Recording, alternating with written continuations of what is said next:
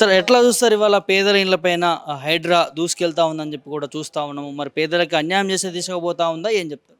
భూ సమస్య మీద ప్రభుత్వం ఒక నిర్ణయం తీసుకున్నప్పుడు స్పష్టమైన చట్టం చేసిన తర్వాతనే పని మొదలు పెట్టాలి. కానీ హైడ్రా ఎలాంటి చట్టం లేకుండా కూల్చివేతలు మొదలుపెట్టింది. మొదలు అందరూ సంతోషించే విధంగా బఫర్ జోను ఎఫ్టిఎల్ పేరుతో కొన్ని బంగళాలు కూల్చేసింది, ఎన్ కన్వెన్షన్ ఇవి. ఆ తర్వాత ఇప్పుడు కూల్చివేత ఎక్కడికి పోయింది అంటే ఎక్కడైతే పేదలు వాళ్ళు ఇల్లు కట్టుకొని ఉంటున్నారో అక్కడికి పోయింది. ఇవాళ మూసి ప్రక్షాళన అంటే 12,000 కుటుంబాలు ఉన్నాయి ఈ 25 కిలోమీటర్ల దూరంలో. వాళ్ళకు ప్రత్యామ్నాయం ఏమి చూపకుండా ఎలా కూల్చేస్తారు? ఇప్పుడు మూసి సుందరీకరణ ముఖ్యమా, లేక వేల మందిని ఇండ్లు లేకుండా బయటికి వెళ్ళగొట్టడం ముఖ్యమా? అందుకోసం రేవంత్ రెడ్డి గారు ఏమిటంటే మొట్టమొదలు ఈ హైడ్రాకు సంబంధించి ఒక చట్టం చేయాలి. ఎవరైతే ఆక్రమించారో 20 ఏళ్ళు 30 ఏళ్ళ నుంచి ఇల్లు కట్టుకున్నటువంటి వాళ్ళని ఇప్పుడు తొలగించడం అంటే అది ఇప్పుడు ఏదో చెరువులు బాగు చేస్తున్నాం ఇప్పుడే జ్ఞానోదయం అయిందా? ఇంతకుముందు రాజశేఖర రెడ్డి ఉన్నప్పుడు కోనేరు రంగారావు కమిషన్ రిపోర్ట్ ఇచ్చింది. ఆ రిపోర్ట్ని ఎందుకు ఇంప్లిమెంట్ చేయడం లేదు? అది కాంగ్రెస్ ప్రభుత్వం ఇచ్చింది కదా రిపోర్టు. అందువల్ల ఏమిటంటే కూల్చివేతలు అనేది ఒక దశకు పోయిన తర్వాత దీన్ని ఏదో ఆ కోర్టు తీర్పిచ్చిందని చెప్పని ఆపివేయడం జరుగుతుంది. దాన్ని ఏమనుకుంటారు? కక్షపూరిత చర్యలు అనుకుంటారు. అలా కాకుండా ఉండాలంటే చెరువులను రక్షించాలి అనుకుంటే చెరువులు ఇరిగేషన్ డిపార్ట్మెంట్కు సంబంధించినవి. ఇరిగేషన్ డిపార్ట్మెంట్కి సంబంధించిన భూములను హెచ్ఎండిఏ వాళ్ళు ఎట్లా పర్మిషన్ ఇచ్చారు? అసలు వాళ్ళ మీద ఎందుకు యాక్షన్ తీసుకోవడం లేదు? పేరుకేదో మేము 10 మంది మీద కేసులు పెట్టాం, 5 మీద కేసులు పెట్టాం అని చెప్పని గొప్పలు చెప్పుకోవడం కాదు. చాలా సీరియస్ ఏమిటంటే హెచ్ఎండిఏలో ఈ పాలక వర్గాల అండతో 100 ఎకరాల భూములు ఆక్రమించారు. ఇప్పుడు ఇప్పుడు హైడ్రా చేసింది ఎంత? 111 ఎకరాలు, 263 బంగళాలు కూల్చి. కానీ వేల వేల బంగళాలు ఉన్నాయి, పెద్ద పెద్ద విల్లాలు ఉన్నాయి. వాటి జోలికి ఎందుకు పోవడం లేదు? ఇందులో కూడా రాజకీయాలేనా? అందుకోసం రేవంత్ రెడ్డి గారు అలాంటి రాజకీయాల జోలికి వెళ్లకుండా సమస్యను సమస్యగా చూడాలంటే మొట్టమొదటి మీరు అసెంబ్లీలో చట్టం చేయండి.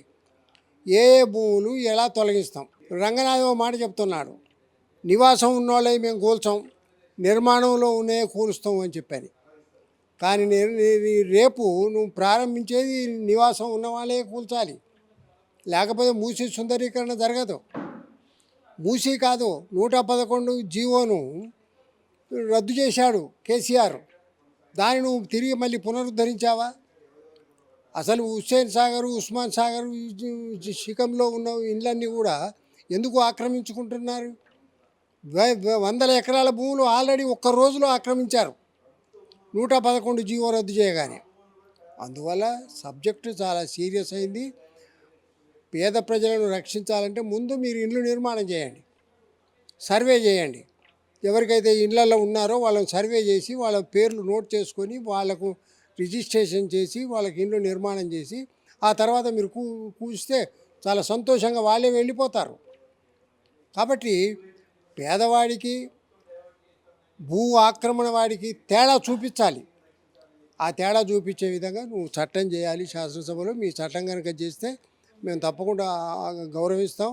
లేక మీరు అక్రమంగా పేదల ఇళ్ళే కనుక కూలిస్తే మీ యొక్క విధానాన్ని కూడా ప్రతిఘటించాల్సిన పరిస్థితి ఏర్పడుతుంది. ఇప్పటివరకు చాలా చోట్ల చూస్తూ ఉన్నాం సార్. ఇక్కడ రామ్నగర్ కావచ్చు, లేకపోతే అక్కడ సున్నం చెరువు కావచ్చు, ఖమ్మంలో కరీంనగర్లో జరిగినటువంటి కూల్చివేతలు కావచ్చు, ఇవన్నీ చూస్తూ ఉంటే హైడ్రా తీరు వెనుక ఏముంది అనుకోవచ్చు. అంటే పేదలనే లక్ష్యంగా ఎందుకు పెట్టుకుంటుంది కాంగ్రెస్ ప్రభుత్వం? మీరంటే చాలా చోట్ల కూడా అక్రమంగా ఉన్నాయి కదా. ఒక విషయం, 2004 నుంచి కాంగ్రెస్ ఉంది, 2010 వరకు 6 సంవత్సరాలు పైగా 10 సంవత్సరాలు 2006 నుంచి 2004 నుంచి 2014 వరకు.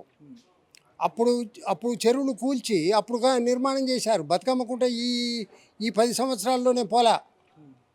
రామంతపురం చెరువు కానీ లేకపోతే ఇప్పుడు ఉన్నటువంటి చెరువులు కానీ ఇవన్నీ కూడా ఏంటంటే ఇవి ఈ 10 సంవత్సరాల్లోనే పోయినాయి కావు, అప్పుడు కాంగ్రెస్ హయాంలో కూడా పోయినాయి.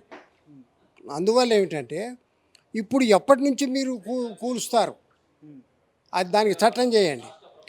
2014 నుంచి ఆక్రమించే కూలుస్తారా, లేకపోతే 2004 నుంచి అయినా, లేకపోతే అసలు మొత్తం చెరువులే, అది ఎన్నేళ్ళైనా సరే వాటన్నిటిని మేము బాగు చేస్తామని చెప్పంటారా? అసలు మీ విధానం ఏమిటి ముందు అది చెప్పండి. మీరు ఏదో ఈ 2-3 ఏళ్లలోనే ఆక్రమించినే కూల్చి ఆ తర్వాత చేతులు దులుపుకుంటామంటారా? అవేవి స్పష్టం చేయకుండా మేమేదో కూల్చేసాం పొడి చేసాం అని చెప్పని అనేటటువంటి మాట కరెక్ట్ కాదు. అందుకోసం ఏమిటంటే అసలు మీరు ఎప్పటి నుంచి ఆక్రమించినటువంటి ప్రభుత్వ భూములను, అంటే చెరువు శిఖాలే కాదు, విద్యుత్ శక్తి శాఖకు భూములు ఉన్నాయి, ప్రతి డిపార్ట్మెంట్కు భూములు ఉన్నాయి. వాళ్ళు ఏదో పని కోసం సేకరించారు, భూములు ఉపయోగించకుండా బీడుగా పెట్టారు. ఆ భూములన్నిటి కూడా ఆక్రమిస్తున్నారు. అందువల్ల ఏమిటంటే జీహెచ్ఎంసీ వాళ్ళు ఏదైతే పర్మిషన్లు ఇస్తున్నారో వాళ్ళకు అనుమతి లేని, వాళ్ళకు అధికారం లేని భూములకు కూడా పర్మిషన్లు ఇస్తున్నారు. అందుకోసం ఏమిటంటే వెంటనే ప్రభుత్వం ఎప్పటి నుంచి ఆక్రమించిన వాళ్ళని కూలుస్తామని చెప్పని ఒక స్పష్టత చట్టం ద్వారా చెప్పాలని డిమాండ్ చేస్తున్నాం.